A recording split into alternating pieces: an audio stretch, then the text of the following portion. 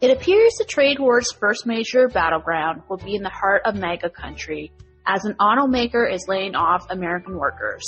Today is April 3rd, 2025, and the trade war is back on the agenda on Follow the Lead podcast.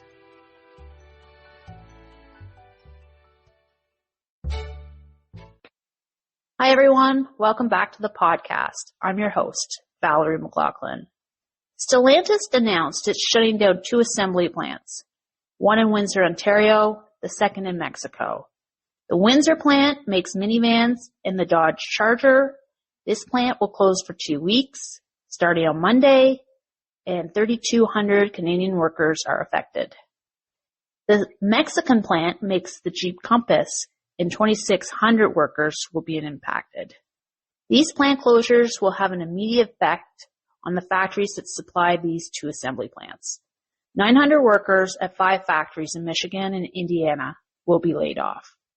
And this is a result of the Trump administration slapping 25% tariffs on foreign automakers.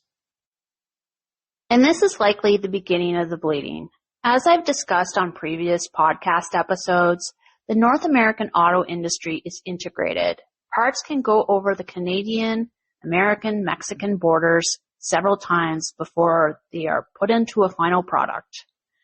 There is no vehicle that is fully made inside the United States. And to complicate things even further, parts that are made in North America will contain components sourced outside of the continent.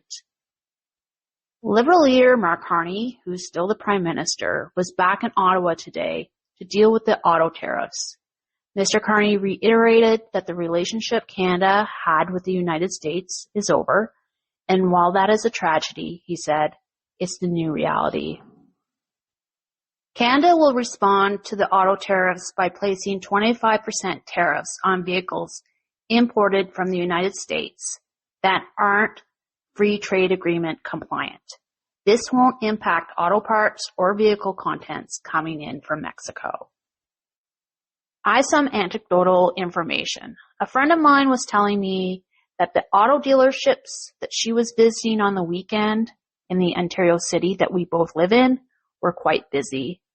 People were looking to purchase cars before the tariffs came into effect, which is smart because I'm just speculating here.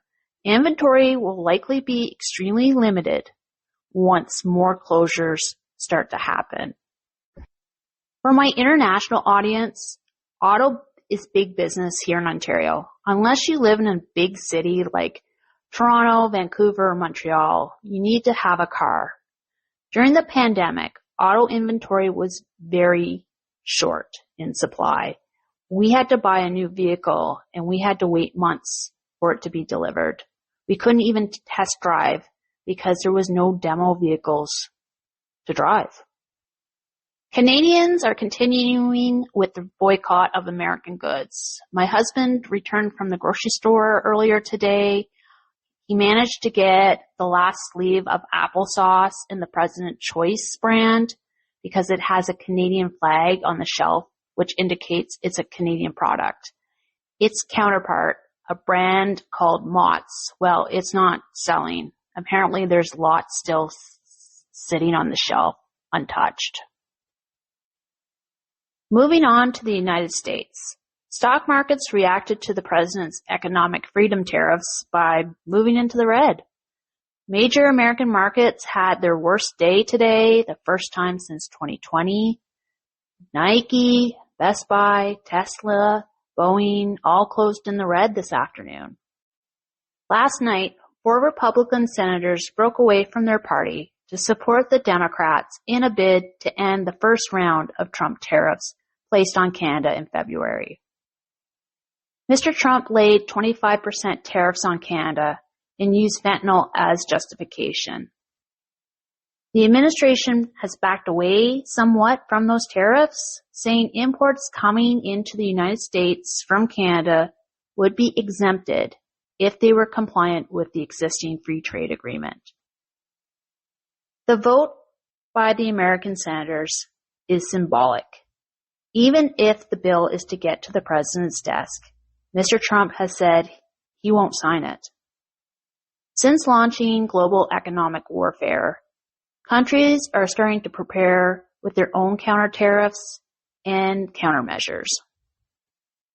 Even though markets were hemorrhaging red today, and countries are indicating that they will respond with their own tariffs, the president seemed unbothered. He posted the following this morning on his Truth Social account, all in caps, ending with 3 exclamation points. Quote, "The operation is over. The patient lived and is healing. The prognosis is that the patient will be far stronger, bigger, better, and more resilient than ever before. Make America great again." Unquote. Mr. Trump's former vice president from his first term, Mike Pence, chimed in, throwing water on his former boss's tariff plan. Mr. Pence posted the following yesterday on X. Quote, "The Trump tariff tax is the largest peacetime tax hike in U.S. history. These tariffs are nearly 10 times the size of those imposed during the Trump-Pence administration and will cost American families over $3,500 per year." Unquote. America has been down this protectionist road before.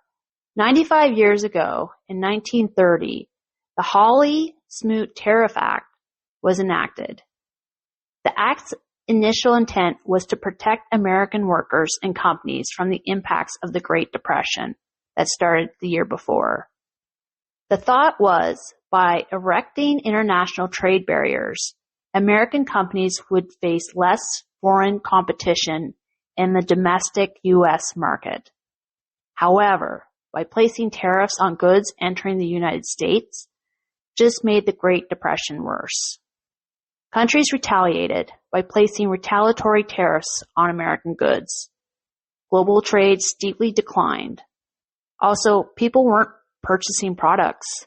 The American people, who were already pressed economically, struggled as tariffs raised prices on consumer goods. The 2 men the act was named after, Republican Congressman Willis Hawley and Republican Senator Reed Smoot, both lost their re-election bids in the general 1932 election. Republican President Herbert Hoover, who signed the act into law, was trounced that election by Franklin D. Roosevelt. Although the next presidential election is more than 3 years away, the midterm elections will happen in November of 2026.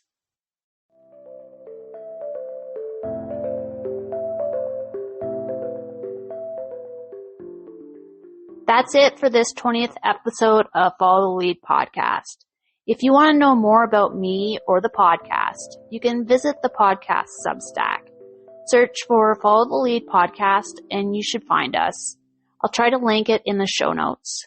If you want to reach out to us directly, send us an email at followtheleadpodcast@gmail.com.